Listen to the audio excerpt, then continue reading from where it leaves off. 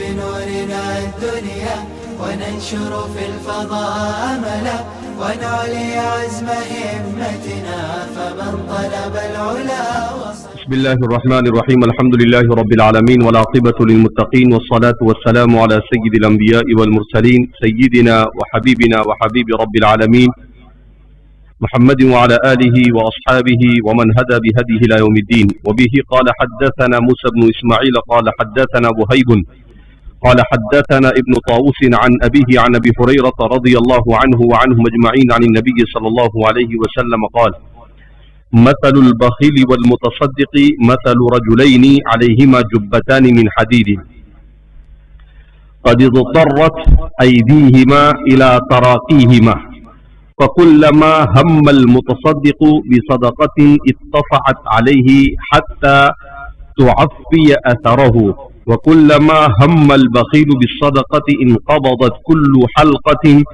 إلى صاحبتها وتقل صاحبتها وتقلصت عليه وانضمت يداه إلى ترقيه. فسمع النبي صلى الله عليه وسلم يقول: فيجهد أن يوسعها فلا تتسع. امام بخاری اپنے شیخ وہیب سے اس روایت کو نقل کرتے ہیں راویۃ الاسلام سیدنا حضرت ابو ہریرہ رضی اللہ تعالیٰ عنہ کے حوالے سے نبی کریم صلی اللہ علیہ وسلم بخیل اور صدقہ کرنے والے کی مثال بیان کر رہے ہیں کہ بخیل اور صدقہ کرنے والے آدمی کی مثال ان دو آدمیوں کی طرح ہے جنہوں نے جبتان من حدید دو ایسے جبے پہن رکھے ہو جو حدید کے بنے ہوئے ہو، لوہے کے بنے ہوئے ہو. قد اضطرت ایدیہما الی ترقیہما، اور وہ اس چیز پر مجبور ہو جاوے کہ اپنے ہاتھ کو اس میں داخل کرے. فکلما ہم المتصدق بصدقۃ، تو صدقہ کرنے والا جب بھی اپنا ہاتھ جبے میں ڈالے گا اتسعت علیہ، تو وہ اس کے لیے چوڑا ہو جائے گا، وہ اس کے لیے کشادہ ہو جائے گا. حتی تعفی اثرہ، یہاں تک کہ اس کا اثر معاف ہو جائے. کیا مطلب؟ اس کا کسی قسم کا کوئی ضرر اور اس سے نقصان نہ پہنچے گا. وَكُلَّمَا هَمَّ الْبَخِيلُ بِالصَّدَقَةِ، اور جب بخیل اپنا صدقے کا قصد کرے گا تو وہ سکڑ جائے گا اس کا ہر حلقہ. وَتَقَلَّصَتْ عَلَيْهِ، اور وہ اس پر تنگ ہو جائے گا. وَانضَمَّتْ يَدَاهُ إِلَى تَرَقِيهِ، اور اس کے ہاتھ اس میں پھنس جائیں گے.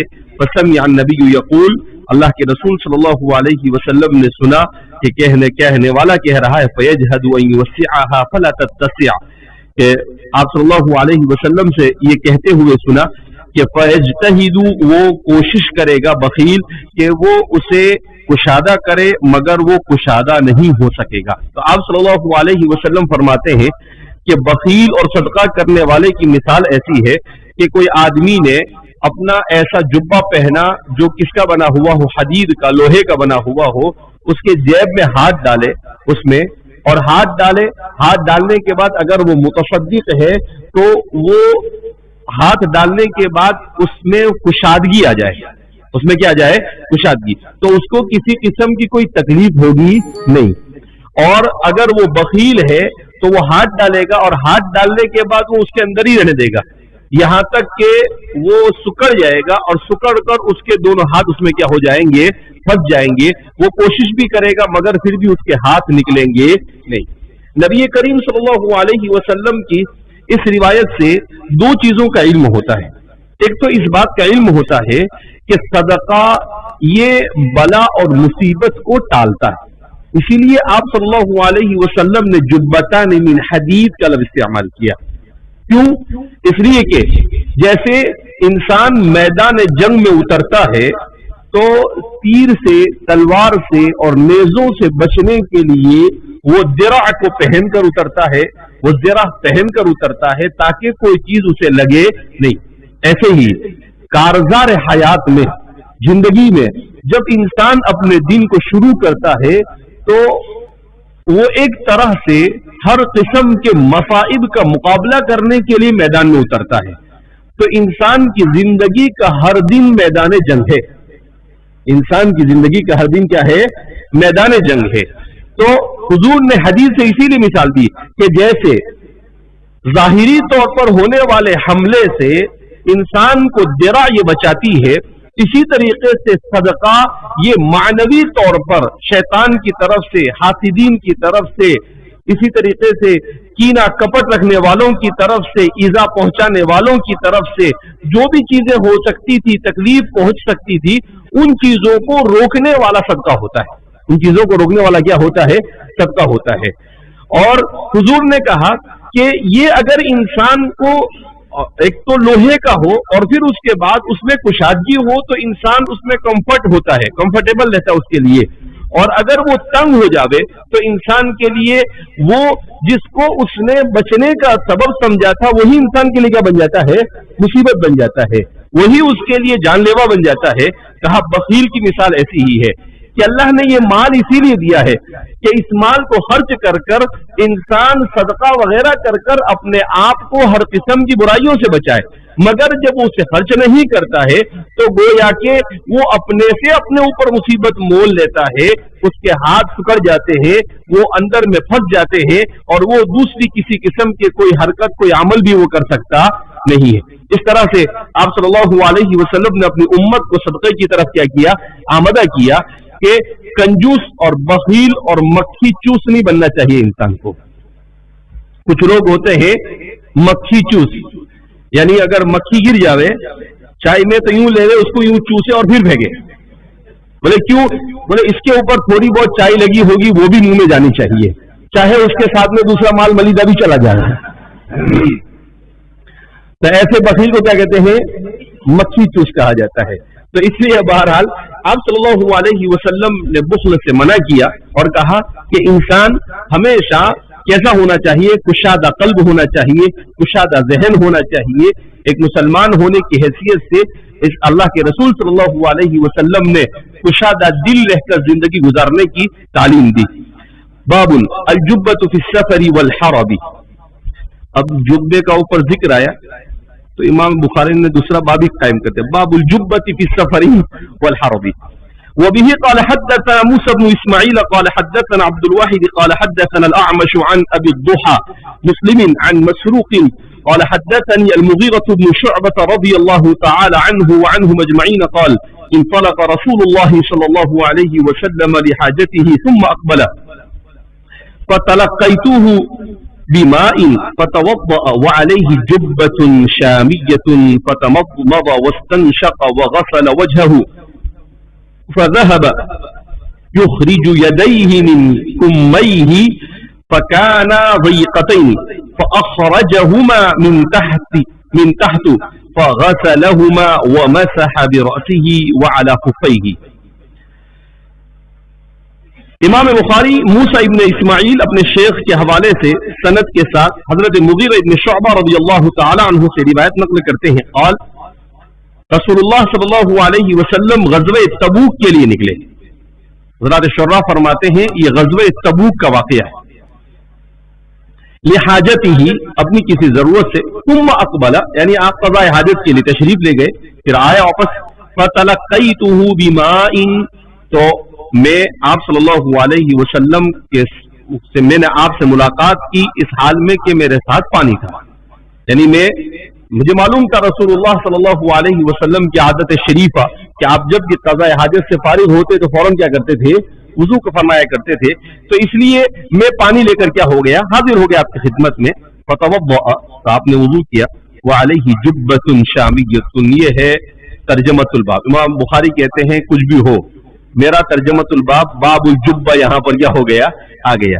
وعلیہ جبۃ شامیۃ آپ کے بدن پر جبہ شامی تھا، شامی جبہ، شامی کرتا آپ کے بدن پر تھا. فتمضمض آپ نے مضمضہ کیا، کلی کی. واستنشق اور ناک میں پانی ڈالا. وغسل وجهه اور اپنے چہرے کو دھویا. فذهب يخرج يديه من كميه فكان ضيقتين آپ صلی اللہ علیہ وسلم نے اپنے ہاتھ کو اپنی آستین سے نکالنا چاہا مگر وہ تنگ تھی، فاخرجہ ما من تحتہ، تو آپ نے ہاتھ کو اس کے نیچے سے نکال لیا اور اسے دھویا، ومسح برأسہ، اور اپنے سر کا مسح کیا، وعلی خفیہ، اور موزے پہنے ہوئے تھے اس پر آپ نے مسح کیا۔ بہرحال تو یہاں پر کیا بتا رہے ہیں کہ مصنف کا مقصد تو صرف یہی ہے۔ اب یہاں پر یہ سوال پیدا ہوتا ہے کہ اتنی تنگ کیوں آپ صلی اللہ علیہ وسلم نے آستین والا جبہ پہن رکھا تھا؟ آگے کی الفاظ سے کیا سمجھ میں آ رہا؟ وعلی خفیہ، یہ ٹھنڈی کا موسم تھا۔ کون سا موسم تھا؟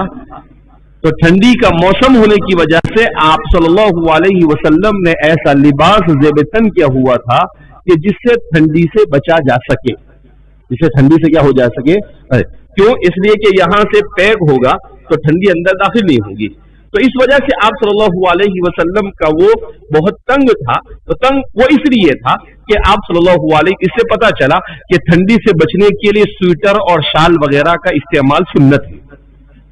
اس سے کیا معلوم ہوا؟ ٹھنڈی وغیرہ سے بچنے کے لیے سویٹر اور شال وغیرہ کا استعمال یہ کیا ہے؟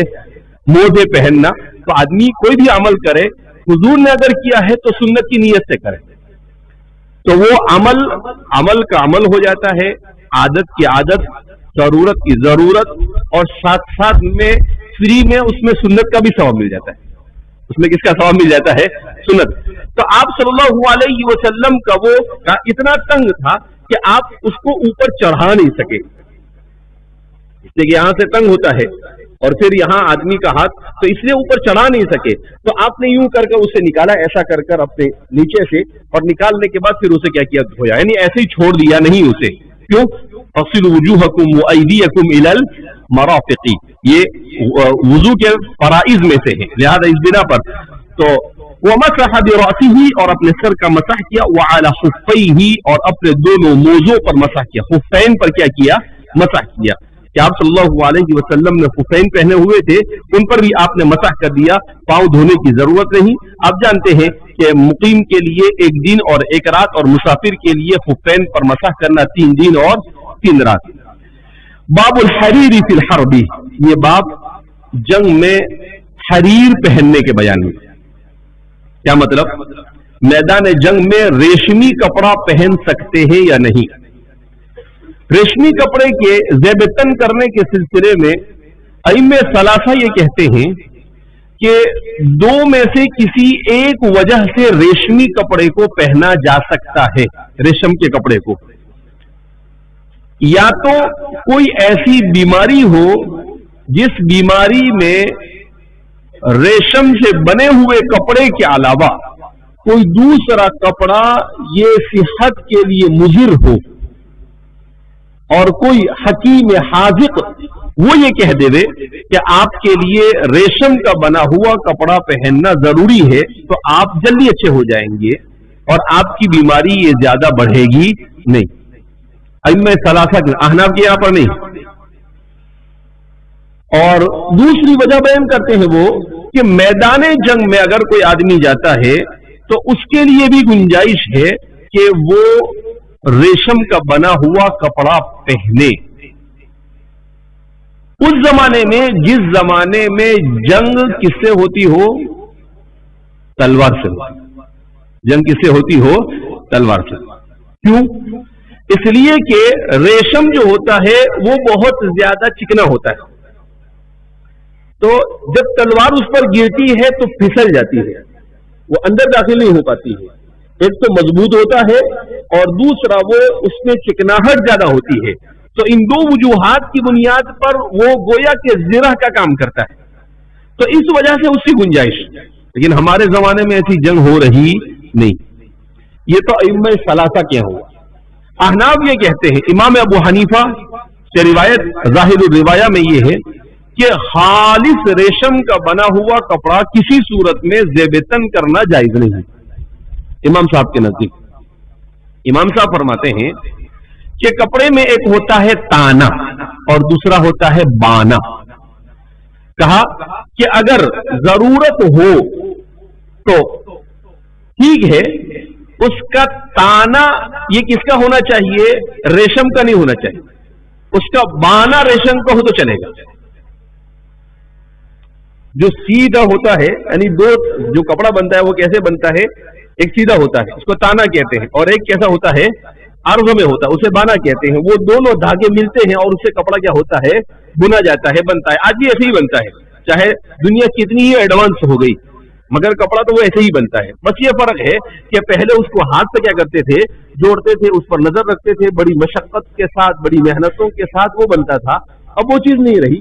اب وہ ساری کی ساری چیزیں یہ حوالے ہو گئی ہے الذکاء الصناعی کی، جس کے حوالے ہو گئی ہے آرٹیفیشل انٹیلیجنس کہتے ہیں اس کو انگریزی میں. کیا کہتے ہیں اس کو؟ آرٹیفیشل انٹیلیجنس، یعنی بناوٹی دماغ. آرٹیفیشل انٹیلیجنس کا مطلب کیا ہے؟ بناوٹی دماغ. مشینوں سے چلنے والی چیزیں، ان سب کو کیا کہتے ہیں؟ آرٹیفیشل. روبوٹ یہ کیا ہے؟ آرٹیفیشل انجینئر ہے. آرٹیفیشل انٹیلیجنس، انٹیلیجنس کا مطلب دماغ اور آرٹیفیشل کا مطلب مصنوعی. تو مصنوعی دماغ، تو اب مشینیں بنی تو وہ مشینیں بھی یہی کام کرتی ہے. بس یہ ہوتا ہے کہ اس میں جو دھاگے کا ریل ہوتا ہے وہ ایک جگہ پر فٹ کر دیا جاتا ہے، دوسرا ایک جگہ پر فٹ کرتے ہیں، ایک جگہ سے تانا لیتا ہے، دوسری جگہ سے بانا لیتا ہے، اس کو ملاتا جاتا ہے اور کپڑا کیا ہوتا ہے؟ وجود میں آتا ہے. تو امام صاحب کے یہاں پر یہ ہے کہ اس میں جو سیدھا ہوتا ہے وہ نہیں ہونا چاہیے. کس کا؟ ریشم کا. جو اس میں جو ارزن ہوتا ہے وہ اگر ریشم کا ہے ضرورت شدیدہ کی صورت میں تو اس کی گنجائش نہیں، ورنہ تانا اور بانا یہ دونوں کے دونوں ریشم کا ہو، امام صاحب فرماتے ہیں اس کی کوئی گنجائش ہے نہیں. شیخ الاسلام حضرت مولانا تقی عثمانی صاحب نے اسی کیا کی ہے؟ وضاحت کی ہے. اس طریقے سے آپ نے انعام الباری میں اس کو ذکر کیا ہے. بہرحال باب الحرير في الحرب. وبه قال حدثنا احمد بن المقدام قال حدثنا خالد بن الحارث قال حدثنا سعيد عن قتادة ان انس رضي الله عنه وعنهم اجمعين حدثهم ان النبي صلى الله عليه وسلم رخص لعبد الرحمن بن عوف والزبير في قميص من حرير من حكة كانت بهما. امام بخاری اپنے شیخ احمد بن المقدام سے اور وہ خالد بن الحارث سے اور وہ سعید سے اور وہ قتادہ سے اور وہ خادم رسول سیدنا حضرت انس بن مالک رضی اللہ تعالی عنہ سے روایت نقل کرتے ہیں ان انس حدثهم کہ حضرت انس نے سعید کو اور قتادہ کو اور دیگر بہت سارے لوگ جو بھی مجلس میں ہوں گے ان سب کو بیان کیا ان النبی صلی اللہ علیہ وسلم رخص لعبد الرحمن بن عوف والزبیر بن العوام کہ آپ نے رخصت دی حضرت عبد الرحمن بن عوف اور حضرت زبیر بن عوام رضی اللہ تعالیٰ عنہ کو حریر یعنی ریشم سے بنے ہوئے قمیص کے پہننے کی من حکۃ کانت بہما ان اس بیماری کی وجہ سے یا ان جوؤں کی وجہ سے جو ان دونوں کے سروں میں ہو گئی. اصل میں حجۃ الوداع کے موقع پر حضرت عبد الرحمن بن عوف اور حضرت زبیر بن عوام رضی اللہ تعالی عنہما ان دونوں صحابیوں کے ساتھ ایک پریشانی یہ لاحق ہوئی کہ حج سے پہلے ہی ان لوگوں کو سر میں جوئیں ہو گئی اور اتنی زیادہ ہوئی کہ صحابہ فرماتے ہیں کہ ایسے ٹپک ٹپک ٹپکتی تھی. روایتوں میں اس کی تفصیل بیان کی ہے. وہ بالکل کبھی ایک ادھر سے گرتی تھی ادھر سے گرتی تھی بکثرت ہو گئی. تو ان لوگوں کو دو رخصت دی. ایک تو اس زمانے کے حکیم نے یہ کہا کہ یہ جوئیں اگر بدن پر گرتی ہے تو سر میں تو خون پی کر آتی ہے، بدن میں آنے کے بعد بھی خون چوسے گی، لہذا ان کو کون سا کپڑا پہنا دیا جاوے؟ ریشم کا کپڑا.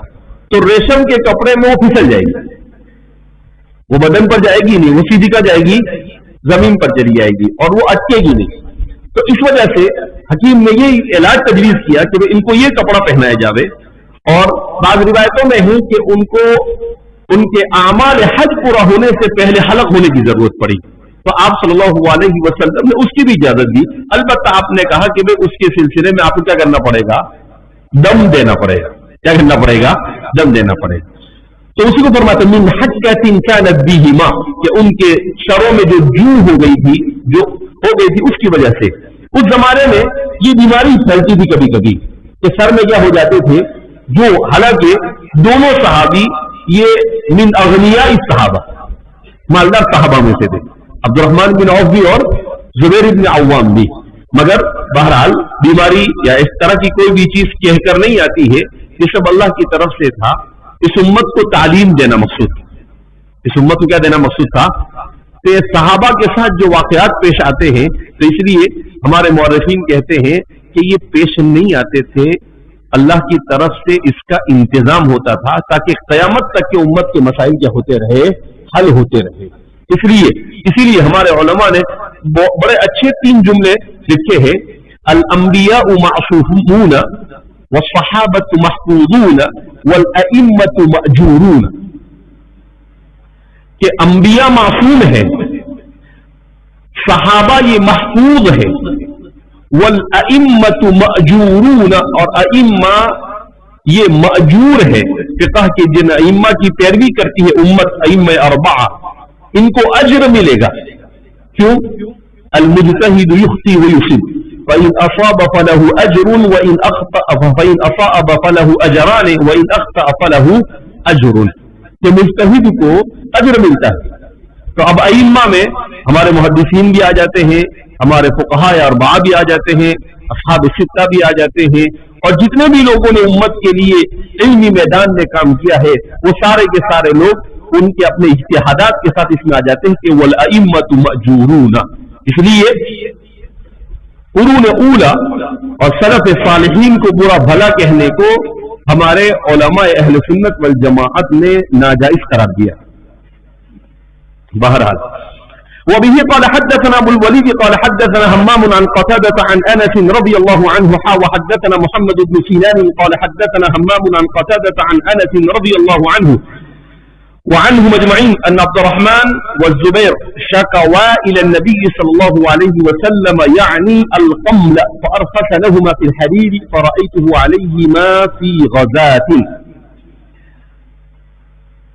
حضرت انس بن مالک رضی اللہ تعالیٰ عنہ فرماتے ہیں کہ حضرت عبد الرحمن اور حضرت زبیر ان دونوں نے نبی کریم صلی اللہ علیہ وسلم کو ان کے سروں میں قمل ہو گئے تھے، یعنی جو ہو گئی تھی، اس کی شکایت کی، تو حضور نے ان کے لیے اجازت دی کہ وہ حریر یعنی ریشم سے بنا ہوا کپڑا پہن سکتے ہیں. راوی فرماتے ہیں حضرت انس فرأیتہ علیہما، میں نے ان دونوں کے بدن پر میدان میں اس طرح سے دیکھا. بعض حضرات فرماتے ہیں کہ حجۃ الوداع کے موقع پر اور اس کے علاوہ ان حضرات کے ساتھ میں یہ واقعہ صلح حدیبیہ کے موقع پر بھی پیش آیا اور اس کے بعد خیبر کے موقع پر بھی پیش آیا. تو متعدد مواقع پر ان کے ساتھ اس طرح کا واقعہ پیش آیا. وبه قال حدثنا مسدد قال حدثنا يحيى عن شعبة قال أخبرني قتادة أن أنسا رضي الله عنه وعنهم أجمعين حدثهم رخص النبي صلى الله عليه وسلم لعبد الرحمن بن عوف والزبير بن العوام في حرير. وهي بعد ذكر کی ہے. وبه قال حدثنا محمد بن بشار قال حدثنا غندر قال حدثنا شعبة قال سمعت قتادة عن أنس رضي الله عنه وعنهم أجمعين رخص او رخص لهما لحكة كانت بهما. اسی بات کو دہرایا گیا. باب ما يذكر في السكين، یہ باب سکین کے بیان میں. امام بخاری روایت میں دیکھیں فَأَلْقَ السِّكِّينَ، تو اسی مناسبت سے آپ نے یہاں پر باب کو کیا کیا ہے، قائم کیا ہے.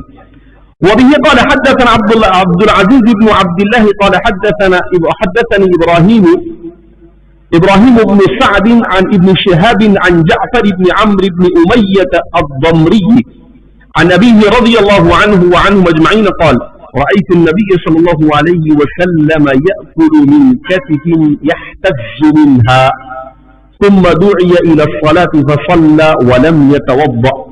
حدثنا أبو اليمان حدثنا شعيب عن الزهري وزاد فألقى السكين. صحابی بیان کرتے ہیں حضرت امیہ ابن الضمری، جعفر ابن عمرو ابن امیہ الضمری، وہ روایت کرتے ہیں کہ میں نے نبی کریم صلی اللہ علیہ وسلم کو دیکھا کہ آپ صلی اللہ علیہ وسلم یأکل من کتف یحتز منها، کہ آپ کتف سے کھا رہے تھے. کتف کس کو کہتے ہیں؟ گتا، یعنی جانور جو ہوتا ہے ایک تو اس کے پیچھے کے پاؤں ہوتے ہیں اور دوسرا آگے کے پاؤں ہوتے ہیں. آگے کے پاؤں کا جو اوپری حصہ ہوتا ہے اسے کیا کہا جاتا ہے؟ کتف کہتے ہیں. दस्ता कहते हैं जिसको, तो उसको कतीफ कहते हैं। तो आप सल्लल्लाहु अलैहि वसल्लम वहां से गोश्त को लेकर क्या कर रहे थे, खा रहे थे। असल में हड्डी के करीब से गोश्त को निकाल कर खाना यह सुन्नत है, इसलिए कि आप सल्लल्लाहु अलैहि वसल्लम ने उसको पसंद किया। इस रिवायत में उसी की तरफ इशारा किया जा रहा है। क्यों? इसलिए कि रान में जो गोश्त होता है उसमें वो हड्डी से मिला हुआ नहीं होता है, लेकिन कतिफ में जो गोश्त होता है वो हड्डी से मिला हुआ होता है। क्यों? कि रान के साथ जो गोश्त होता है वो हड्डी कम होती है और गोश्त ज्यादा होता है, और कतिफ जो है उस आगे के हिस्से में जो होता है वहां पर हड्डी ज्यादा होती है और गोश्त क्या होता है, कम होता है। तो आप सल्लल्लाहु अलैहि वसल्लम से जितनी भी रिवायतें हुजूर की मरगूब ग़िज़ाओं के सिलसिले में आई है, उनसे यह पता चलता है कि आप सल्लल्लाहु अलैहि वसल्लम हड्डी से निकाल कर गोश्त क्या करते थे, खाते थे। और तिब्बी एतबार से भी उस गोश्त को मुफीद करार दिया गया है, साइंसी एतबार से भी उस गोश्त को क्या करार दिया गया है, जो हड्डी के साथ लगा हुआ हो वो गोश्त इंसान के लिए बतौर ग़िज़ा के इंसान के बदन के लिए क्या होता है, मुफीद होता है। तो यह तज़मीन आप सल्लल्लाहु अलैहि वसल्लम उससे खींच कर उसको निकाल रहे थे, यानी कतीफ से आप खींच कर क्या कर रहे थे, उसे निकाल रहे थे। तुम दुइया इला सलाह, फिर आप नमाज के लिए बुलाया गया, फसल्ला, आपने नमाज पढ़ी, वलम यतवद्दा, और आपने वुजू नहीं किया। ये मामसतहुन नार की वजह से इमाम अहमद बिन हंबल के यहां पर मामसतहुन नार ये नाक़िज़ वुजू है। इमाम अहमद बिन हंबल के यहां पर, अइम्मा सलासा के यहां पर मामसतहुन नार यानी गरम की हुई चीज को खा लिया, पानी गरम किया हुआ पी लिया तो वुजू टूट जाएगा, मामसतहुन नार। लेकिन इस रिवायत से पता चला कि तुम दुइया इला सलाती फसल्ला वलम यतवद्दा, कि आपने पकाया हुआ खाया तो मामसतुन नारी हुआ, आपने वुजू नहीं किया और नमाज पढ़ ली। हद्दसना अबुल यमान तालिक रिवायत नकल करते हैं, अबुल यमान ने बयान किया, उन्होंने शुआयब से और उन्होंने इमाम ज़ुहरी से, वज़ाद फ़अल्क़स्सीकीन, और आपने नमाज के लिए जब बुलाया गया तो आपने हाथ में जो छुरी थी उसे भी रख दिया, यानी उस गोश्त को खींच कर छुरी से काट कर आप तनावुल फरमा रहे थे। जब नमाज के लिए बुलाया गया तो आप उसे छोड़कर वहां क्या हो गए, चले। इससे क्या पता चला कि गोश्त को सिक्कीन से काटकर खाने की गुंजाइश है। इमाम बुखारी का जो मकसद है तर्जुमतुल बाब वो ये है कि भैया यहाँ तालिकन आया ना, सिक्कीन आया, बाबू मा यूज करो सिक्कीनी, लिहाजा इस बिना पर तो इससे फरमा रहे हैं कि आप सल्लल्लाहु अलैहि वसल्लम ने उस छुरी को फेंक दिया और आप नमाज के लिए क्या हो गए, तशरीफ ले गए।